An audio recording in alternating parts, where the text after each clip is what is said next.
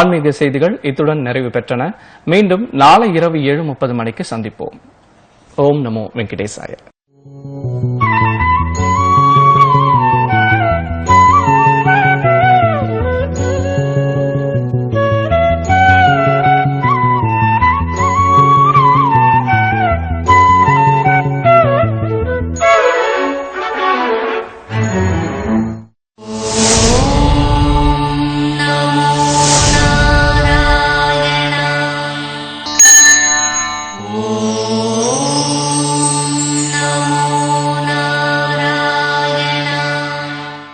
ஆன்மீக செய்திகள் இணைந்து வழங்கியோர் freedom physically refined rice bran oil. ఈ రోజు నుంచి వంటలన్నీ కొత్త ఫ్రీడమ్ రైస్ బ్రాన్ ఆయిల్ తోనే. ఇది ఫిజికల్లీ రిఫైన్డ్ అంటే ఎక్కువ ఒరైజనాల్. ఇది చెడు కొలెస్ట్రాల్ ని తగ్గించి మంచి కొలెస్ట్రాల్ ని పెంచుతుంది. అత్తయ్య ఇవన్నీ మీకెలా తెలుసు? నేను డాక్టర్ కంటే తక్కువ ఏంటి? ఫ్రీడమ్ రైస్ బ్రాన్ ఆయిల్, ఇందులో 10,000 ppm కు పైగా ఒరైజనాల్ ఉంది.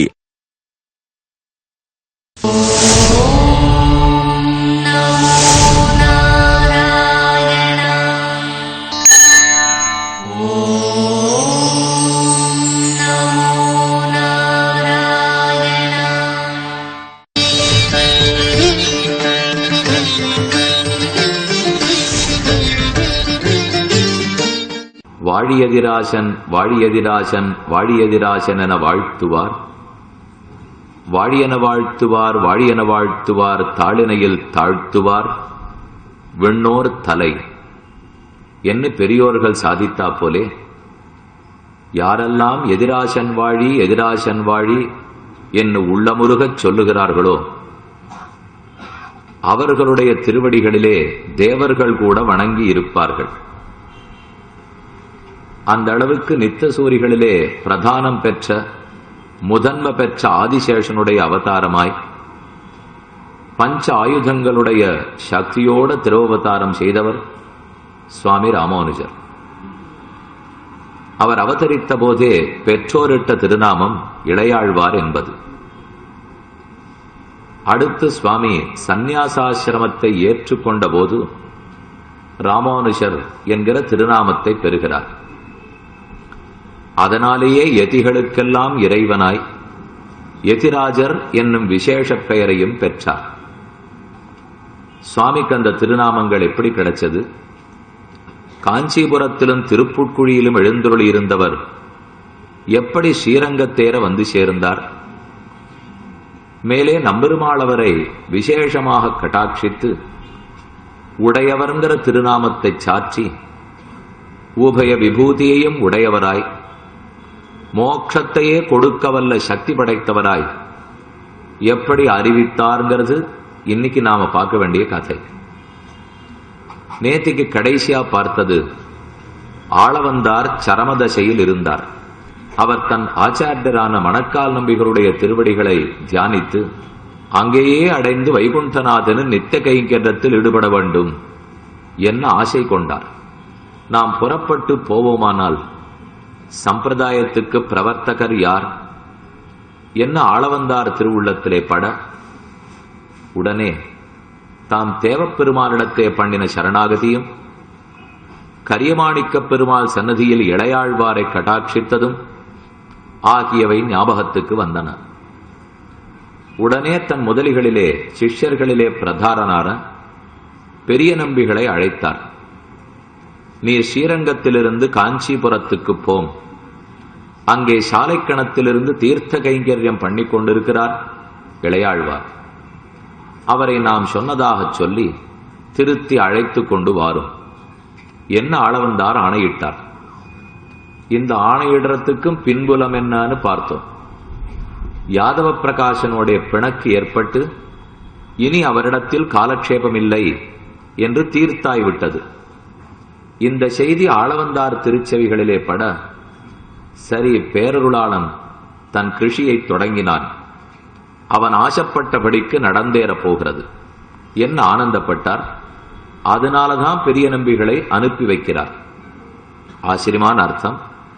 ஆளவந்தார் திருமேனியிலே நோவி சாத்தினார் என்று கேட்டு 2 சீவையிட்டவர்கள் பேரொருளாளன் சன்னதியில் இன்னும் கோயிலேறச் சென்று, இப்போது இளையாழ்வார் யாதவ பிரகாசரத்தில் காலக்ஷேபம் பண்ணவில்லை, அவரிடத்திலிருந்து விலகிவிட்டார் என்றை அறிவிக்க பேரொருளாளர் நம்முடைய பிரபத்தியை சபலமாக்கி அருளினார். நாம் ஏற்கனவே பேரொருளாளர் பெருமாளிடத்தில் சரணாகதி அனுஷ்டித்தோம். அதை பெருமாள் பலிக்கச் செய்வதாக திருவுள்ளம் கொண்டார். பெரிய நம்பி திருக்கையிலே கொடுத்து அவரை பார்த்து, இளையாழ்வார் இப்போது யாதவ பிரகாசனிடத்தே சேராதே இருக்கிறார், நீர் அங்கேறப் போய் அவரை நம்மோடே சேர்க்க வேண்டும் என்று நியமித்தருள. பெரிய நம்பிகளும் அனுமதி பெற்றுக் கொண்டு புறப்படுகிறார். நாம் எதை சொல்லி இளையாழ்வாரை இங்கு அழைத்து வர வேண்டும்? சடக்கென்னு நீர் ஸ்ரீரங்கத்துக்கு வாரும்னு சொன்னால் அவர் மறுக்கலாம். என்ன சொல்ல வேணும்னு கேட்டார். இதோ ஒரு சொத்தாக ஸ்தோத்திர ரத்னத்தை உமக்கு கொடுக்கிறோம், இதை போய் இளையாழ்வாரிடத்திலே விண்ணப்பம் செய்யும். இதில் இருக்கும் அர்த்தம் அவர் திருவுள்ளத்தில் படும்.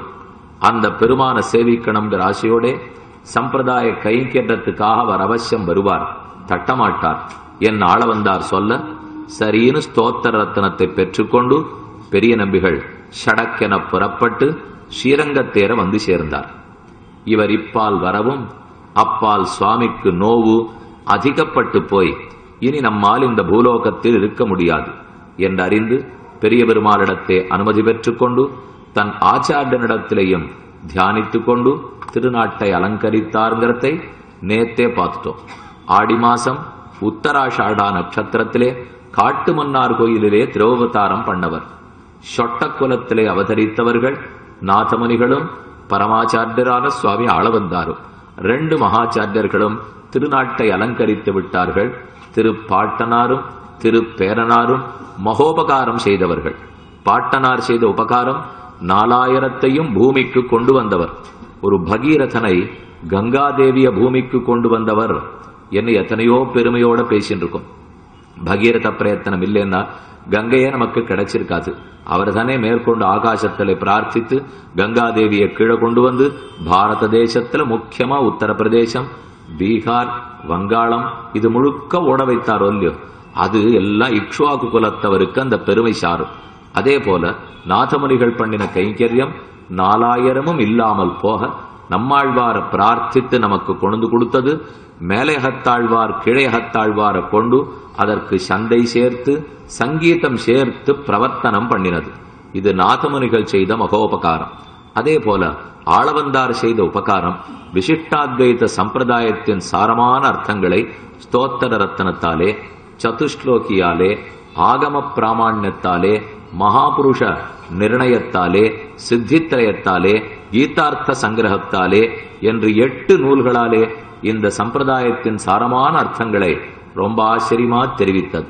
இந்த 2 பேரும் இல்லாவிடில் ஆரும் இன்னைக்கு ஸ்ரீவைஷ்ணவ சம்பிரதாயத்தை இவ்வளவு ஆதரித்தோ ஆசையோடோ அனுஷ்டிக்கவே முடியாது. 2 மகாச்சாரியர்களுக்கும் அனைவரும் சேர்ந்து கிருதஜதையை தெரிவிச்சுப்போம். யத் பதாம்போருக தியான வித்வஸ்தா சேஷ கல்மஷா வஸ்துதாம் உபயாத்தோகம் யாமுனேயம் நமாமித்தம். அவஸ்துவாக கிடந்த நம்மை வஸ்துவாக்கவல்ல சக்தி ஆளவந்தாருடைய கட்டாட்சத்துக்கு உண்டு. அடுத்த ஆனி மாசம் வரப்போறது, ஆடி மாசமும் வரப்போறது. ஆனி மாசம் வந்துடுத்துனால் அனுஷத்தில் நாதமுனிகளுடைய திருநட்சத்திரம், ஆடி மாசம் வந்தால் உத்தராஷாடா நட்சத்திரத்தில் ஆளவந்தாருடைய திருவவதாரம். 2மே அதே காட்டுமன்னார் கோயில்ல தான் நடக்க போறது. இத்தனை பேரும் கூடியிருந்து கேட்டோம் இல்லையோ, கேட்டதுனாலே இப்ப நேத்திக்கடியை சொன்ன விசிஷ்டாத்வைத்தத்திலே ஒன்னு ஞாபகம் இருக்கலாம், பலது மறந்து போயும் இருக்கலாம். இப்ப அதன் ஞாபகம் வச்சுட்டு மோட்சத்துக்கு போறோம்னு சொல்லவே வரல. கஷ்டமான விஷயத்தினால மோட்சம் இல்லை, சுலப விஷயத்தினாலதான் மோட்சம். அந்த சுலபமானது எது? நாம கொஞ்சம் பரிசிரமப்பட்டு காட்டுமன்னார் கோவிலுக்கு போய் நாதமுனிகள் திருநட்சத்திரத்தன்னைக்கு அவருக்கு பல்லாண்டு பாடணும், ஆளவந்தார் திருநட்சத்திரத்தன்னைக்கு பல்லாண்டு பாடணும், அவர்களுடைய ஸ்ரீபாத தீர்த்தத்தை பெற்றுக்கணும், அவருடைய திருவடி பாதுகைகளை தலையாக வாங்கி கொள்ள வேண்டும். இதை செய்தோமானால் அப்ப கண்டிப்பா ஸ்ரீவைஷ்ணவ சம்பிரதாயத்துல உறுதி இருக்கு. அதை விட்டு நாம் ஏதோ மகாநகரத்தோடு இருந்தால் போராது. அந்தந்த ஆழ்வாராச்சாரியர்கள் திருநட்சத்திரத்துக்கு போகணும். இனி அடுத்த சரித்திரம் என்னன்னு பார்ப்போம். பெரிய நம்பிகள் ஸ்ரீரங்கத்திலிருந்து புறப்பட்டவர் காஞ்சிபுரத்தை வந்து அடைந்தார். நகரேஷு காஞ்சின்னு சொல்லுவார்கள். க என்று பிரம்மாவுக்கு திருநாமம். க அஞ்சிதோ ஹரிஹி, பிரமனாலே திருவாராதனம் பண்ணப்பட்ட பெருமாள் காஞ்சி தேவப்பெருமாள்.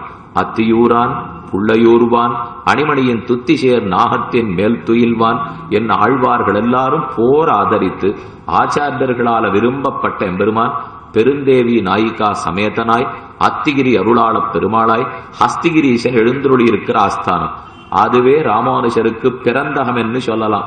ஸ்ரீபெரும்புதூர் பிறந்தகமா இருந்தாலும் படிச்சதெல்லாம் திருப்புக்குழியிலே, கைங்கரியம் பண்ணிட்டு இருக்கிறது சாலைக்கிணறு தீர்த்தம் காஞ்சிபுரத்திலே. அப்ப அங்க இருந்ததுனால அதையே பிறந்தகம்னு சொல்லலாம். இனி ஸ்ரீரங்கம்தான் புக்ககம். ஒரு பெண்ணுக்கு எப்படி பிறந்தகமோ பிறந்தகத்தை மறந்து புக்ககத்தின் பெருமை சேர்க்க போகிறாளோ அதே போலத்தான் இளையாழ்வார் காஞ்சிபுரத்தை மறந்து ஸ்ரீரங்க தேரை எழுந்திரள வேண்டும். அழைத்து வருவதற்குத்தான் பெரிய நம்பிகள் வந்தார்.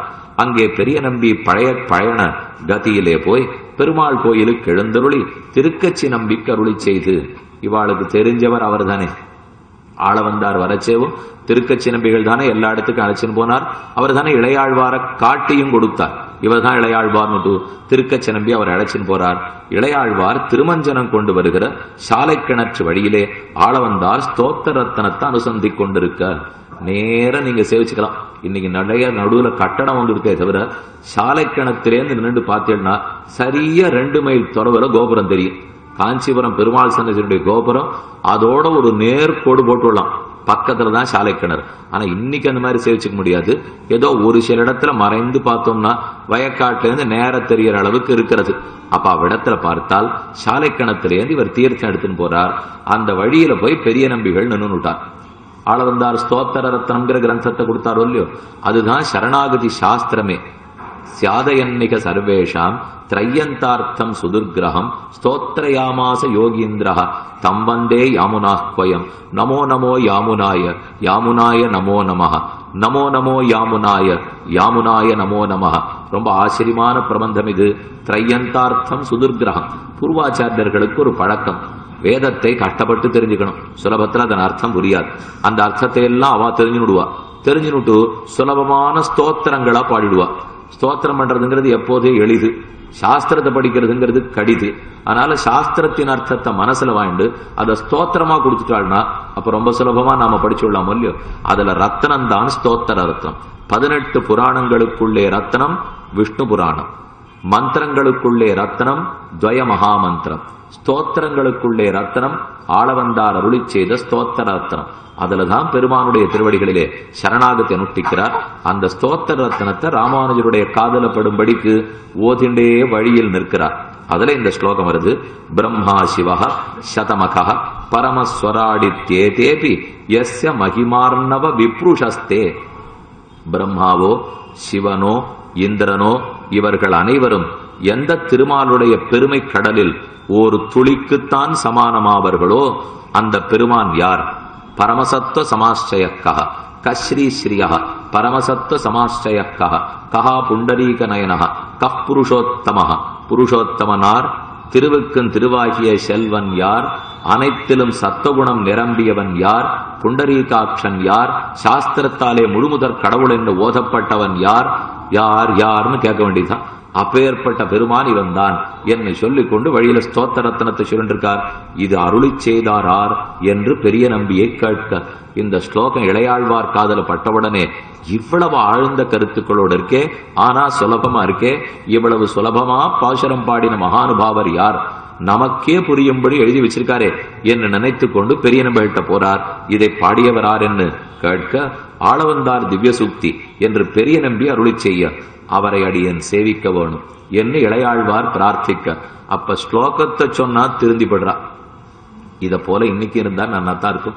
நமக்கு ஏதோ ஒரு விஷயம் ஒண்ணும் தெரியாம இருக்கிறச்சே பூர்வாச்சாரியர்களோ ஒரு ஸ்லோகத்தையோ பாசுரத்தையோ சொன்னா அதை கேள்விப்பட்டவுடன் மனசு உருகி இதோ வந்தேன் என்று குழந்தைகள் வந்துருவாளா, பெரியவர்கள்லாம் வந்துட போறாளான்னா எத்தனை பேசினாலும் போனா போறதுன்னு கூட ஒத்துக்க மாட்டேங்கிறா. மனசுல படுறது பட்டாலும் ஒத்துக்கொள்ளுவதற்கு நம்முடைய பெருமை அகங்காரம் இடம் கொடுக்க மாட்டேங்கிறதுன்னு சொல்ல வேண்டியதா. இத்தனை படிச்சவரா இருந்தாலும் இவர் என்ன சாஸ்திரம் கற்காதவரா? பூர்வபக்ஷத்தை முழுக்க யாதவ் பிரகாசரத்தில் வாசிச்சாச்சு. எல்லாம் இதிகாசங்கள் புராணங்கள் தர்மசாஸ்திரம் எல்லாம் கற்றாகிவிட்டது. ஆனா ஒண்ணும் இல்லை, சாமானிய ஸ்லோகம்னு நினைக்கிறோம்.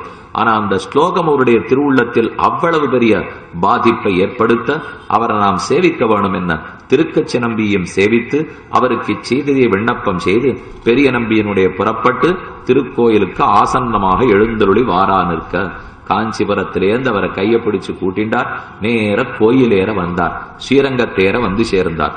பெரிய திரளை கண்டு இவா வரும்போதே திருக்கரம்பனூர் துறை பக்கத்தில் இருக்கிற சன்னிதானம், 3 தெய்வங்களும் சேர்ந்திருக்கக்கூடிய சன்னிதானத்தில் அதன் கரையிலேயே கொள்ளிட கரையில் பெருமா திருப்பள்ளிப்படுத்துவதற்காக தயாரா எல்லாரும் வந்திருக்கா. அதான் ஊரே கூட்டம். ஏன்னா இந்த பக்கத்துல பெரிய நம்பிகளை அனுப்பிச்சுட்டு அந்த பக்கத்துல சரமதசை வரவே தன் ஆச்சாரியனை நினைத்து கொண்டு ஆள வந்தார். பரமோதத்தை அடைந்து விட்டார். பெரியோர்களை திருப்பள்ளிப்படுத்துதல்னு சொல்லுவா. நாம சொல்றது ஈமச்சடங்குகள், அந்திம கிரியைன்னு சொல்றோம். சன்னியாசிகளை பண்ணும்போது சுவாமியை திருப்பள்ளிப்படுத்தினார்கள். ஒரு சன்னியாசியை சிதை மூட்டி தகனம் பண்ணுவது இல்லை. அவரை அமர்ந்த வாக்கிலேயே பூமாதேவிக்குள்ளே இறக்கி விடுகிறோம். அதை போலத்தான் ஆளவந்தாரை பண்ணி இருக்கிறார்கள். ஆளவந்தார் படித்துறை என்ன இன்னைக்கும் உள்ளது. ஆளவந்தார் அங்கதான் நித்தியப்படி தீர்த்தமாடுவார். ஓரளவுக்கு ஸ்ரீரங்கத்தினுடைய பூகோளம் உங்களுக்கு தெரியும் நினைக்கிறேன். பெருமாள் தெற்கு நோக்கி சயனித்துக் கொண்டிருக்கிறார். அங்க இருக்கிறது அம்மா மண்டபம் தென்திருக்காவேரி. தாயார் சன்னதி பக்கத்தில் இருக்கிறது வடதிருக்காவேரி கொள்ளிடம். ஒரு பக்கத்துல வடதிருக்காவேரி, வடதிருக்காவேரியோட கிழக்கு பக்கம் போனோம்னு வச்சுங்க. அப்ப கிழக்கு பக்கத்திலேருந்து காவேரிக்கு போற வழி வரும்.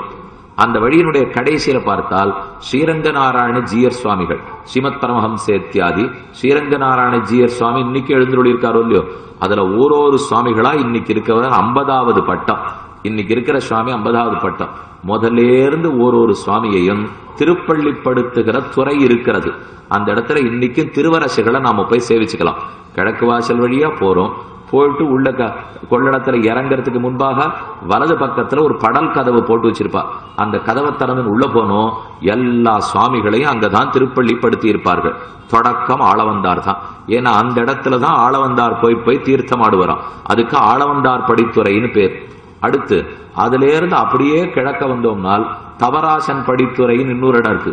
தவராசன்னால் எதிராஜர் இல்லையோ, அங்கதான் ராமானுஜர் நித்தியம் தீர்த்தமாடுவாராம். ஏன் அதுக்கு கிழக்கு நோக்கித்தான் காவிரி ஓடுகிறாள். ஆளவந்தார் இங்க தீர்த்தமாடுவர். அவர் என்றோ ஆளவந்தார் என்னைக்கோ தீர்த்தமாடினார், பரமதத்துக்கே போயாச்சு. அதுக்கப்புறம் தான் ஸ்ரீரங்கத்துக்கே ராமானுஜர் எழுந்துள்ளிருக்கார். ஆனாலும் அங்க தீர்த்தமாடினதா வச்சுட்டு அவர் திருமேனி பட்ட தீர்த்தத்துல நாம தீர்த்தமாடணும். பெரியோர்களுடைய சேஷத்தை நம்ம சாப்பிடுறோம், ஸ்ரீபாத தீர்த்தத்தை நாம வாங்கிக்கிறோம். அத போல ஆளவந்தார் திருமேனியில பட்ட தீர்த்தம் அதுலதான் நாமும் தீர்த்தமாடணுங்கிறதுக்காக தவராசன் படித்துறையில் தீர்த்தமாடுவார். இன்னும் சற்றே அதற்கு கிழக்க போனோம்னால் அங்க மணவாள மாமனிகளுடைய திருவரசு உள்ளது. அப்ப ஆளவந்தார் படித்துறை இங்கே, தவராசன் படித்துறை அங்கே. தர்மராசன் படித்துறைக்கு பக்கத்துலதான் ஆதி கேசவ பெருமாள் சன்னதி, வராக பெருமாளுடைய சன்னதி இருந்தது. ஆதிகேசவ பெருமாள் சன்னதி ஒரு பக்கம், வராக பெருமாள் சன்னதி ஒரு பக்கம். அந்த சன்னிதியில தான் துருஷ்கர்களுடைய படையெடுக்கும் போது 12,000 சீவைஷ்டவர்கள் வெட்டப்பட்டார்கள். அவ தலையத்தனை அங்கதான் தொலைஞ்சல். 12,000 முடி திருத்திய பன்றிமேட்டாழ்வான் கலகம். பன்றிமேட்டு கலகம்னா பன்றியாழ்வான் மேடு. பன்றியாழ்வான் தான் வராக பெருமாள். பன்றியாழ்வான் மேடு தான் தவராசன் படித்துறைக்கு பக்கத்தில் இருந்தது. அங்கதான் பெருங்கலகம் ஏற்பட்டு நம்பெருமாளை ரட்சிப்பதற்காக 1323வது ஆண்டு புலலோகாச்சாரியர் நம்பெருமாளை எழுந்துள்ள பண்ணிண்டு எங்கெங்கோ புறப்பட்டு போக ஜோதிஷ்குடி கொடிக்குளத்துல போய் சுவாமி தங்கி இருக்க வேண்டிய நிர்பந்தம் ஏற்பட்டது. அந்த சரித்திரம் எல்லாம் என்னங்கிறதை பிற்பாடு பார்ப்போம். சரித்திரத்துக்கு சரித்திரம், இலக்கியத்துக்கு இலக்கியம், வாழ்க்கை முறைக்கு வாழ்க்கை முறை. குரு பரம்பரையில என்ன தேடினாலும் கிட்டும். ஒரு மகாபாரதத்துல எப்படி எல்லாம் கிடைக்குமோ, ஸ்ரீராமாயணத்துல அனைத்தும் கிட்டுமோ, அதை போலத்தான் குரு பரம்பரை. ஆனா இப்ப நாம பார்த்துட்டு இருக்கிற 6000 படி குரு பரம்பரா பிரபாவம் நம்பிள்ளை காலத்தோட முடிவுக்கு வரும். அதற்கப்புறம் இருக்கிற 13ஆம் நூற்றாண்டு, 14ஆம் நூற்றாண்டு, 15ஆம் நூற்றாண்டு அந்த சரித்திரங்கள் இதில் கிடையாது. இது 12ஆம் நூற்றாண்டோட அப்படி மிஞ்சி போச்சுன்னா 13வது நூற்றாண்டோட இது முடிந்துவிடும். அதுக்கப்புறம் இருக்கிறதுக்கெல்லாம் வேற கிரந்தம் உள்ளது. அதை என்னங்கிறத அப்ப வச்சுட்டு சொல்றேன். இப்ப நாம பார்த்துட்டது ஆளவந்தார் படித்துறையில் தான் சுவாமி தீர்த்தமாடுவார். அந்த இடத்துக்கு பக்கத்துல திருவரசி உள்ளது. எல்லாம் தெரிஞ்சுட்டு போய் சேவிச்சுட்டு வரணும். அவசர கதியில போயிட்டு கிளம்பரிச்சேவே இத்தனை மணிக்கு போய் சேருவோம், இத்தனை நிமிஷம் பெருமாளை சேவிச்சோம், இத்தனாவது மணிக்கு கிளம்பி வந்துருவோம் அப்படின்னு போனா இது எதையுமே சேவிக்க முடியாது. ஒரு வாரம் ஒரு ஊர்ல தங்கினோம்னா தான், அதுவும் ஸ்ரீரங்கத்துல ஒரு வருஷமானும் இருந்தா தான் என்ன நடக்கிறதுன்னே புரியும். ஒரு வாரம் தங்கினா கோவிலுக்கு போயிட்டு வர வழியே தெரியாது. ஒரு இடத்துல உள்ள நுழைஞ்சிட்டோம்னா எந்த வாசல் வழியா உள்ள வந்தோம், எந்த சன்னிதானத்துக்கு முன்னாடி நின்று இருக்கோம்னு கூட புரியாது போடும். அது சந்நிதி மட்டுமல்ல, சுமார் 53 54 உபசன்னதிகள் உள்ளது, 21 கோபுரங்கள் உள்ளன. எவ்வளவோ பெரிய சன்னிதானம். ஓரோரு இடமும் அக்ஷர லட்சம் பெறும். ஓரோரு சன்னதியும் 10 பக்க கதை சொல்லும். அந்த அளவுக்கு அந்த க்ஷேத்திரத்துக்கே இருக்கிற பெருமை.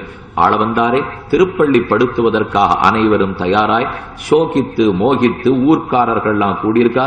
அப்பதான் இவா காஞ்சிபுரத்திலிருந்து வருகிறார்கள். என்ன நடந்ததுன்னு கேட்க ஆளவந்தார் திருநாட்டுக்கு எழுந்துருளினார் என்ன. இத்தை கேட்டு இவரும் ஏங்கி மோகித்து துடிக்க கண்பரி சோர நிற்க பெரிய நம்பியும் வாளேறு காண தேளேறு மாறுமா போலே நீர் சோகிக்க வேண்டாம். பெரிய நம்பி ஏற்கனவே துக்கம் தொண்டை அடைக்கிறது. ஆனா ராமானுஜர் படுற பாட்டை பார்த்துட்டு இவரை தேத்தணும், நம்ம துக்கம் இப்ப பெருசில்ல போல் இருக்கு. இப்பதான் இவர் வரவே வந்திருக்கிறார். ஆனா திருவுள்ளத்துல எவ்வளவு சோகப்படுறார். வாளேறு காண தேளேறு மாயுமா போலேன்னு எழுதியிருக்கார். எனக்கு தேள் கொட்டித்து 4 வீட்டுக்கு அண்ணன் இருக்கிறவன்ட்ட சொல்லி ஆற்றாமையை குறைத்துக் கொள்வோம் என்ன இங்கேருந்து வாசப்படி இறங்கி போனேன். எதிர்த்தாப்புல பார்த்தா ஒருத்தர் 2 கையும் வெட்டப்பட்டு ரத்தம் கொட்ட வந்துட்டு இருந்தார். என் தேள்கடி ஞாபகம் இருக்குமோ? வாளேறு காண தேளேறும் ஆயுமா போலே. அப்ப வாழ்க்கடியை பார்த்துட்டோம்னா தேள்கடி மனசுக்கு நிற்காது இல்லையோ. ராமானுஜர் படுற சமத்தை பார்க்கச்சே நம்ம துக்கம் ஒரு துக்கமே இல்லை என்று பெரிய நம்பிகள் அவரை தேற்ற தொடங்கினார். இப்படியாய் விமல சமர விக்கிரகத்தை சேவிக்க பண்ண விமல குற்றமற்ற சரம இறுதி விக்கிரகத்தை திருமேனியை ஆளவந்தாருடைய இறுதியான குற்றமற்ற திருமேனியை சேவிக்க பண்ணி வைக்க இதோட அலபியலாபம் இருந்தபடி என் ஒரு பக்கத்தில் இவரிடத்துல அனுகிரகம் பெறாது போயிட்டோமே வருத்தந்தான். ஆனால் இந்த திருமேனியாவது சேவிக்க பெற்றோமே அந்த அளவுக்கு திருப்தி தான். அப்போது விஸ்மிதராய் ஆபாத சூடமாக சேவிக்கும் அளவில் இவர் ஆச்சரியப்பட்டு ஆளவந்தாருடைய திருவடியிலிருந்து திருமுடி வரைக்கும் சேவித்துக் கொண்டு போகிறார். என்ன தேஜஸ், என்ன பரமபக்தி நிறைந்திருக்கும், எத்தனை பேரை கட்டாட்சித்திருப்பார்.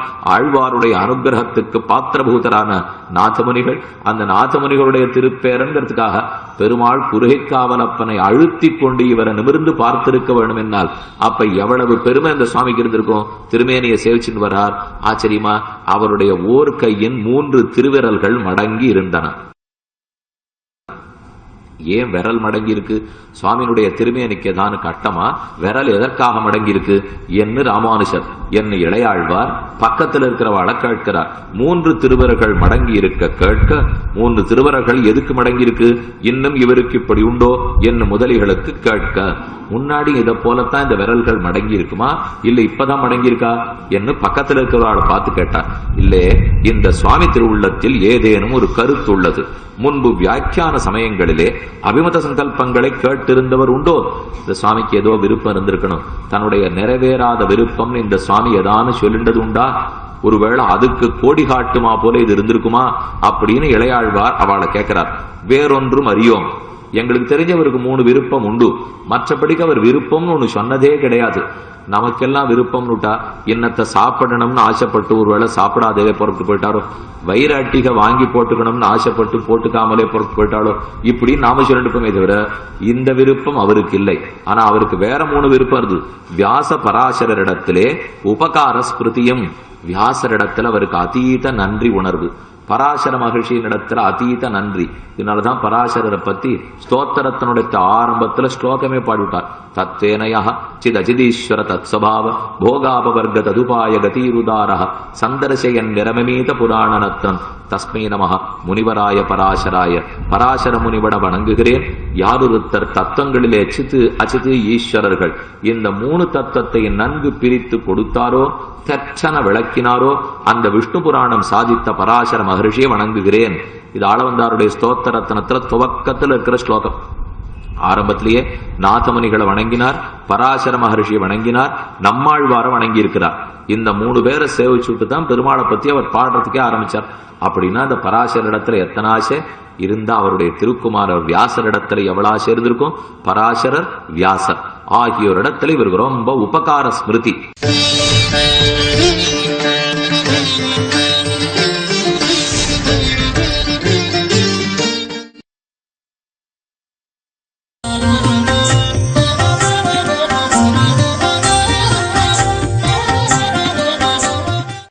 வனமளாவும் மாமரமே என்னை வா என்றழைக்கும் தபோவனமே. வனமளாவும் மாமரமே என்னை வா என்றழைக்கும் தபோவனமே. குருநாதனின் நாமம் ஞானானந்தமே, அதில் நாட்டம் கொண்டால் பேரானந்தமே. குருநாதனின் நாமம் ஞானானந்தமே, அதில் நாட்டம் கொண்டால் பேரானந்தமே. ஓம் குருநாதா ஞானானந்தா சரணம் சரணம் குருதேவா. ஓம் குருநாதா ஞானானந்தா சரணம் சரணம் குருதேவா. தேனூரும் பிள்ளையாரோரமே நம் தேவனிருக்கும் தபோவனமே. தேனூரும் பிள்ளையாரோரமே நம் தேவனிருக்கும் தபோவனமே. தேனூரும் பிள்ளை ஆரோரமே நம் தேவனிருக்கும் தபோவனமே. திருக்கோவிலூர் குடிகொண்ட கோபாலனே இங்கு காவி உடை கொண்டு வந்துள்ளானே. ஓம் குருநாதா ஞானானந்தா சரணம் சரணம் குருதேவா. குருநாதா ஞானானந்தா சரணம் சரணம் குருதேவா. பழனி திருச்செந்தூர் போக வேண்டாம், அங்கு பன்னிரு கையனை தேட வேண்டாம்.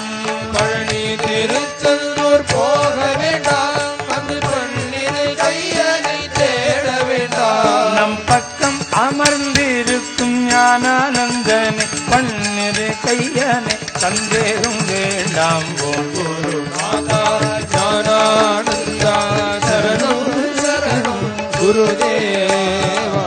சங்கர பீடத்தில் வந்தவராம், அவர் சாதுகள் சங்கத்தில் பெரியவராம். நம் சங்கடங்கள் நீங்க வேண்டுவோம் இந்த சன்மார்க்க போதனை செய்பவராம்.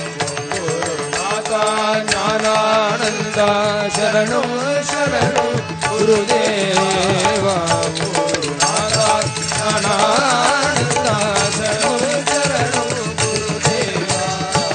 கந்தனு கண்ணனு கலந்து விட்டான், இங்கு கருணையின் வடிவமாய் தோன்றிவிட்டான்.